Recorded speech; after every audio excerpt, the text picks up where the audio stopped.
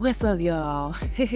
Welcome to the Creative and Process podcast. I am your host, Neil Ann. Thank you so much for tuning in and trekking with me for another episode. I'm so glad you're here. The setting may look a little bit different because I am actually on the road. I'm in Detroit, Michigan right now, and I'm going to be venturing off. I'm on tour right now doing the music thing on the East Coast. And I felt like I wanted to still do the podcast here, like as I was moving around and going to different places, because I want to share some of my introspection and share, some of the thoughts that I've been having, some of the revelations, experiences that I've had and things like that to share as a part of the journey, because we know we in process, right? So everything is a part of the process, and definitely doing a tour, going on the road is a part of the process. So I wanted to share that. So shout out to Detroit. I actually just got off stage. That's why I'm all jazzed up. It was a great night, great show, great people, all of that stuff. Every show was different. I'm always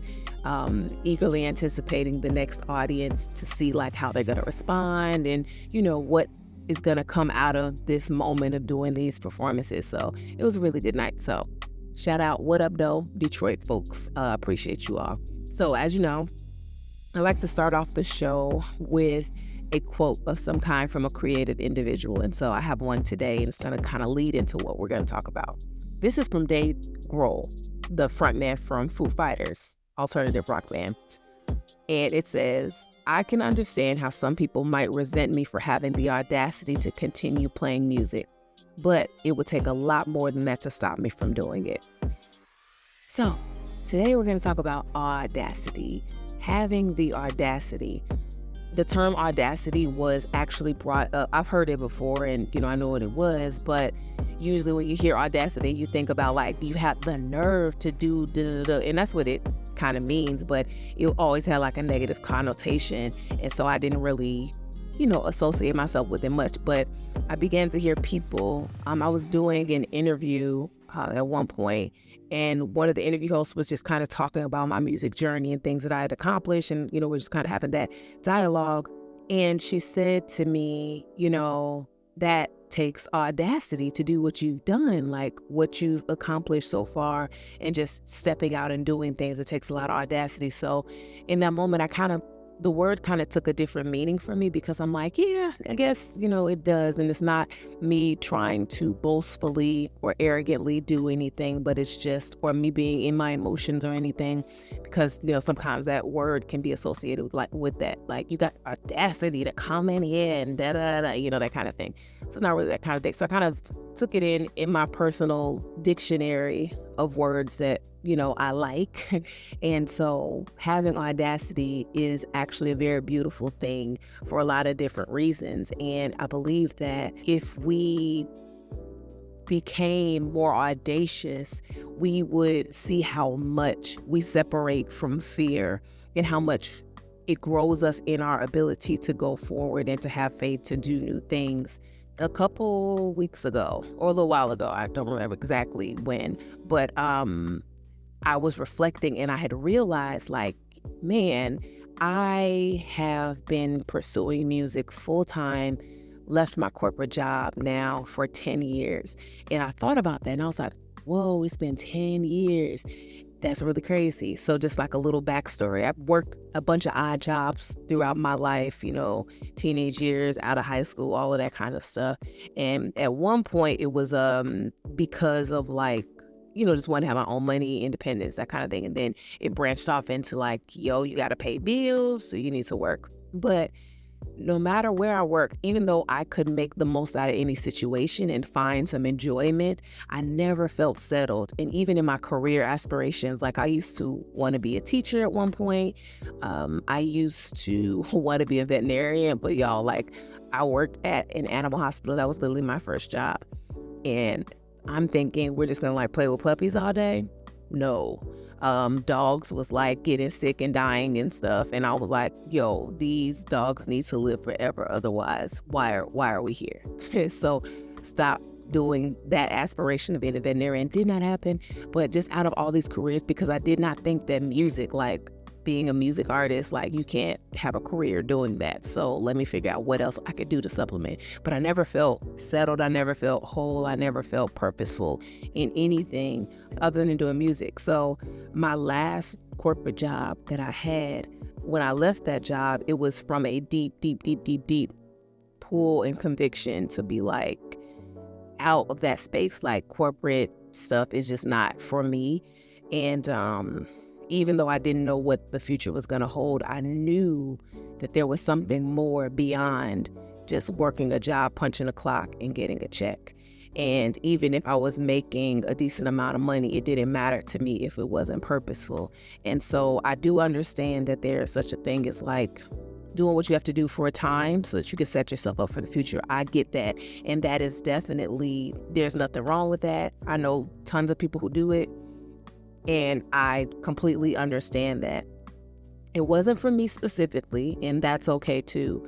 But I think that there has to be a point, even when you are doing what you have to do now for later, that you are making sure that you are purposefully pursuing whatever it is, and that you are purposefully doing a thing. Now, purpose doesn't mean like, it can mean, I'm doing this for a purpose, for a reason, like I got to pay a bill, but more so like on a deep level, like you have, in America, the standard is to work until you're like at least 65 years old. And like, if you work all of that time doing whatever you're doing and you don't do what you love to do, by the time you retire, you have spent so much time in a space that doesn't fulfill you, and you're not giving of yourself, and you're not receiving what the rewards or the fruit of doing something purposeful.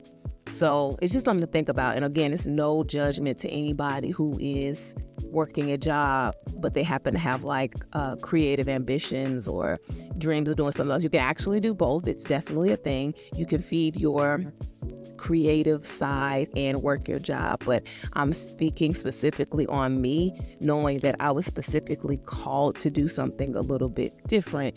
Not that I'm the only one doing it. There are tons of you out there who have a creative purpose and live that out fully. So please do not go quit your job because I said that. Like, don't. I know, what's the song Beyonce said? I quit my job and break my soul song. Baby girl didn't quit nobody's corporate job, okay? Beyonce, it was just a song lyric, okay? So don't take it for sure. Don't take it literally. Keep your job, and be guided and sure about making those decisions about your financial future. Don't come sue me because you're not going to get nothing because I didn't tell you to do that. But anyway, so saying all that to say, and realizing that I had been out of the workforce for 10 years and pursuing music, it made me think about the beginning of that decision and how terrified I was to do something, not knowing what was the future was going to hold, not knowing what was going to come next. And I will be honest and say, the moment I did that, it was a lot of turmoil, probably like a good 3 years worth of just stuff falling apart, finances all over the place and all of that kind of stuff. Because I think now reflecting, it was because I needed to be more intentional about what I was doing and not just sit in it and say, oh, well, I'm not working no more, so it'll just fall in my lap because I made this one step. But like being intentional about making everything, every next step count. And so I think that when we allow ourselves to get to a place of making a decision, especially those big life-changing ones, we have to also be just as intentional about carrying out what comes next after that. And not to say that you'll have it all together and that you'll know everything that you're supposed to do, but you have to like sit with the weight of the decision, the weight meaning the heaviness, and actually the weight meaning the weight, because just because you do that doesn't mean it's gonna, automatically everything's just gonna fall into place. It took time. I had to get my mind in a set place to no longer feel like the machine of just living a life where it's like you pay bills, you get up and you figure out how you're gonna pay the next bill, and then you pay that bill, and it, so just feeling free to discover the purpose of behind what I'm supposed to do and go from there. But that was like a mini tangent a little bit. But it does pair in with that whole position of audacity, because it does take audacity to step out and do something that doesn't make a lot of sense right now. And so fast forwarding now 10 years later now, and the other thing is I was doing music before I quit my job or jobs. I was doing music, but it just became a scheduling conflict. I'm getting booked for shows, or I'm getting called out on tour, and I had to like make decisions like I can't work, I can't, I'm quitting jobs because I had to go on a road, all that kind of stuff. So it became a burden to like do both. And so I had to decide, do you just get this bag, save your money up, and make sure your bills and stuff are in order, or do you go out and take these opportunities that may or may not ever come around again? And so I chose the latter, and I decided that up until this point, it always works out some kind of way, maybe not the way that I planned, but it'll be okay. Me working this job that I didn't really care for and making X amount of money is not impossible to do again if I needed to or whatever. So just had to choose, like, do you want to make that move or not? And are you okay with the regret that might follow from not at least trying right now? And again, like I said, like, this could be still balanced. Like, there's someone out there that may be working their job and need to venture off into their creativity, and you can definitely do both. But you may be holding yourself back from even starting or doing any kind of anything because you're worried about, the more structured, stable side. Because I can tell you, this world, this life, it is not always the most stable. It's not the most structured by far. It's ups and downs. It's comings and goings. It's sures, it's yeses and it's nos. It's sure and unsure, all of that kind of stuff. So anyway, with the audacity point, I'm grateful now. I guess my former self was probably a little annoyed, like, girl, we got stuff to do. We got things we can take care of. Why are you doing this? Like, do something else. Why would you choose to do something that's hard? Like, that's so unsure and uncertain. And so I had to decide beyond myself. I had to decide for my future self that there's something else out there, something bigger, if I continue to pursue. And granted, it's a process. This is the Created in Process podcast. I'm on a journey to continue to go through a thing, but every day I wake up and I choose my purpose every day. I wake up every day and decide that I'm going to keep going. And I wake up some days and I don't want to keep going, but I have to be audacious and have that audacity to say, yes, stuff looks crazy. It's a whole lot going on right now, but I'm choosing to move forward. I'm choosing to continue on this path, and I'm choosing to continue this journey for my purpose because I believe that there's something on the other side. So I think that it's beneficial to us to get focused enough, even in a moment, to say, like, there's something that I see out there off in the distance and I believe in it. And then you go forward from there. And you always, whenever you get unsure, pull yourself back to that moment of seeing that thing. And there's a statement, I don't know if it's a quote or whatever, but it's something that I always kind of say to myself eternally, and it's to remember your why. So when stuff gets crazy and things are all over the place, and this could be like everyday life, this could be your life with your family, this could just be, if you're not, again, a creative, artistic, creative person, it could apply across the board. But you have to remember why you're doing the thing. When you can remember why, it'll pull you back into the point of it all versus seeing the incidentals that happen on a day-to-day basis. Well, this happened today and it was frustrating, so because of that, I don't know if I want to do this anymore. But what brings you back is remembering that why. Why do I want to do this why did I want to do this in the first place? Why did I start? Why am I on this path? And taking that mentality and remembering, like, okay, there is something on the other side that I see off in the distance a little bit. I don't know how I'm going to get there, how it's all going to line up, but there's something at that end. There's something way, way down over there. So having the audacity, and actually let's define audacity, okay? Because I think it's important to, I'm a nerd for like teachings and lessons. I love to absorb information about things that are interesting to me and that I'm passionate about. And so I like to know what words mean, and it kind of helps me to go forward and to be able to navigate through certain ideologies and mindsets. I'm looking up my phone if you don't see me looking at the camera. So audacity is defined as a willingness to take bold risks. And like I said earlier, sometimes it can have a negative connotation. It's like rude or disrespectful behavior or impudence, which we're not talking about that. We're talking about positive audacity today. So we want to talk about leaning into the more purposeful, life-changing, beautiful ways that you can be audacious. And there is a safe way to do it. There is a overly comfortable, like there's a way to do it, not just safe, but you're trying to like hide underneath, some stuff. So we don't want that one either. And we definitely don't want the out of control, rude, disrespectful, audacious way either. We want the audacity that comes from believing in something bigger than yourself and bigger than the ideas and opinions of other people, because that's the other part.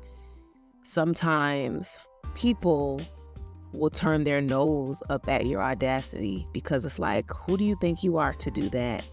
Who do you think you are to like pursue that thing or whatever and all that? But what that really is just people projecting their own insecurities about what they're not willing and bold enough to do for themselves.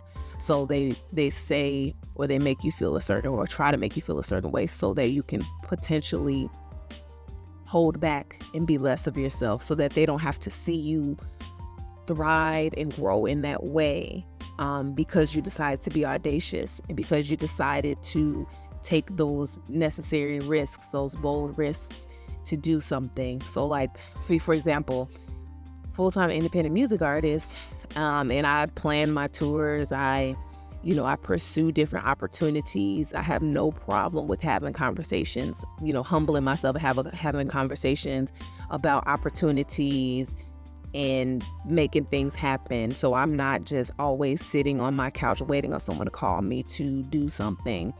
More than likely on a daily basis, I'm pursuing, I'm going out of my way, I'm taking steps, I'm trying something new. And sometimes it doesn't work out. That's the other part about having audacity. It doesn't mean that, hey, step out there, do this hard thing and it's going to work out. Sometimes it doesn't work out, but what it does is it makes you more comfortable in being able to stretch that muscle.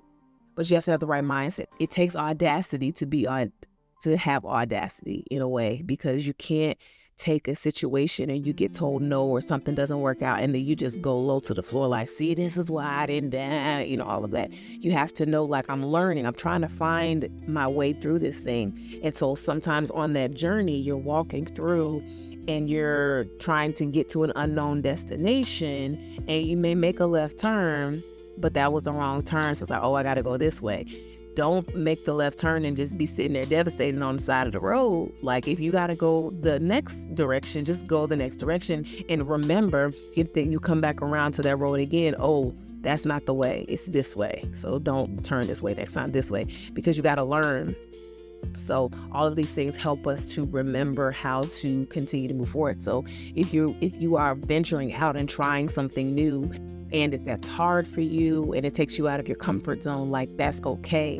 When you make those steps, it's training you. It makes you more conscious of your ability to decide challenging things. So you'll get less and less dependent on the comfortable. You get less and less dependent on doing things that are only the safest way to do it. And safe, by safety, obviously, I mean like really safe. Like, I'm not talking about do stuff that can literally cause you to be indefinitely harmed. And, use your wisdom. Use your wisdom is what I'm saying. But so taking those necessary risks, taking those bold steps to do things different, being audacious, the more you do it, you work that muscle. So then you'll become more comfortable with stepping out and doing things. It won't take 10 weeks for you to decide, like, okay, I'm thinking about doing this thing, but I just gotta sit. I'm gonna think about it every day. I'm gonna write out my pros and cons list every day and go back to it for 3 months and all of that. Sometimes there are things you feel compelled to do in your heart, and it's because it's time to move on them at a certain time. But if you are so caught up in trying to make this the perfect decision, when a lot of times you won't have all the things that you need to make the decision, you just have to trust that if you made the decision wrong, you're going to be rerouted to the right way. So for me, that comes from like my relationship with God. It just being redirected in a way to where it's like, okay, God, I want to do this thing. I think you're telling me to do this thing. I don't know if this is the exact way you want me to do this thing, but I'm going to try it. And if it don't work out, I'm not going to be mad at you. I'm just going to try to, just help me out. Just help me figure out how to get to the next place. So the more you do that, the more you get comfortable with like making decisions. Because there are a lot of things in my life that I do that some may think like, what made you think of that? Or where did that come from? Or how did you find that out? Or, and the way I'm wired, I'm just like, I gotta, if there's something I don't know, I'm going to go find out. And if I can't find it out within my own space, I'm going to go ask somebody that might have the answer. And yeah, they might be the head of whatever such and such company, entity or whatever, but they're a person just like I am. So maybe I'll talk to them or reach out and they'll respond. Maybe they won't, but I'm going to do it because why not? That's just kind of the way I think about a lot of stuff. So it has allowed me to be able to be in a lot of really special rooms and have a lot of conversations with a lot of influential, powerful, wise people, to just see and have the opportunity to glean and receive that wisdom. So if nothing else, it's just going to be a no. And then that no is just something it is what it is. I don't allow, at this point in my life, there's not too many things that disappoint me. I could be like, dang, I wanted to do that, but it didn't work out. But not too many things will have me like rocking back and forth in the corner, disappointed, unless it's just like something super life altering, like a loss of a loved one or something like that. But that's not even disappointment. That's a whole nother level of like grief and, some other stuff. But like if I try to pursue an opportunity, if I try to get booked on a show or something and they tell me no, or they decline, or they don't respond, am I going to be somewhere like, sad and depressed, I'm never going to do this again? No, that just wasn't for me at the time. That wasn't for me to do. And that's okay. And I can even celebrate, well, at least they responded to tell me no. I mean, they saw me, they see me. So maybe in the future, they're going to come across my face or my name again, and they're going to remember, like, she was bold enough to reach out to the head of the company or whatever the case, the example would be. But all of that to say, having Audacity can be a beautiful thing. It has helped me tremendously to embrace that part of myself, because I didn't really have a word for the fact that I can just feel compelled to do very bold things, to step out and do very bold things. Like, girl, who just goes on a tour by themselves and packs their bag and just hits the road? Like, I do, because I found some ways to make that work for me. So I'm gonna go. Yeah. And while some people may, feel like, that's why she doing all that, that's so this, that's so that, and that's going to be so expensive, or whatever the thought process may be, those people are saying that and sharing their opinions from home, from the crib, while I'm meanwhile making moves and making things happen and purposefully pursuing my dreams and my goals with Audacity. And people remember that there are so many wonderful people, and I would never, one thing my friends and stuff know about me, I hate a name drop. So if you want to Google and figure out, or try to figure out a name that's associated with me, then you could do that. But very, very rarely will you hear me drop a name, because I feel like those moments are sacred. Those connections that I make or have made are sacred to me. So it's not for clout or ooh, look at me, I did this with this person. It was a blessing. So I share when it makes sense to share, but not just so I can just throw a name to get you excited. So, but saying that to say, I've been invited to many rooms, and there are people that I'm connected to this day that may be considered, highly influential, highly powerful people. And I reflect on like our relationship now, and it's literally a result of me being audacious to say, I think I'm gonna go to this event that they're at, and I'm gonna try to talk to them and see what happens, or I'm gonna send them this information and see if they, respond back or stuff like that. And so those things have happened. Like, I've made connections with people based on me being audacious, and you just never know why an opportunity even presents itself. So to be so settled in thinking that everything has to be calculated and make sense for you before you even touch it. And it's like, meanwhile, all of these things are crossing your path and you're not even seeing it because you're somewhere, trying to come up with this grand scheme of how to make stuff work in your own power and your own ability. And meanwhile, there are people literally walking right past you that you could stop. If you, lift your head up, you can stop and look and say like, oh, this is a connection I need to make, or this is an opportunity I need to pursue. And sometimes we have to take our get out of our own head and get out of our own way and walk out and see what is around us, because there's opportunity around us that we might be literally missing because we got our head down because we're so busy trying to do this in a way to try to strategize something that we don't have the full capacity for, because we all need each other. We all connect to the next thing and the next person that connects to the next moment and the next time and all of that. So you have to be willing to embrace those things and keep your eyes open and be sensitive to the opportunities that, God will place in front of you. So that is my take on Audacity. We'll probably get more into that conversation later, because I think there's some places that I want to dig deeper into as far as why we don't think that Audacity is something that we should have, or why we shy away from it, and those sort of things. So, but there's more to be said about that conversation. But I would love to know what you think. I would love to know your take on it, and I would love to know what moments and in what ways do you execute and walk in Audacity, or if you haven't, why? And if you have, how is that journey for you? So let's talk about that. You know what to do. Go to creativeandprocess.com and you can go to that send a note, leave a message button where you can submit your thoughts. You can submit your feedback. You can even ask a question, and I'll keep it in mind for future episodes. As of now, I'm about to head out so I can get ready to go to the next city and do all the things. So as always, you can connect with me at Nealand Music.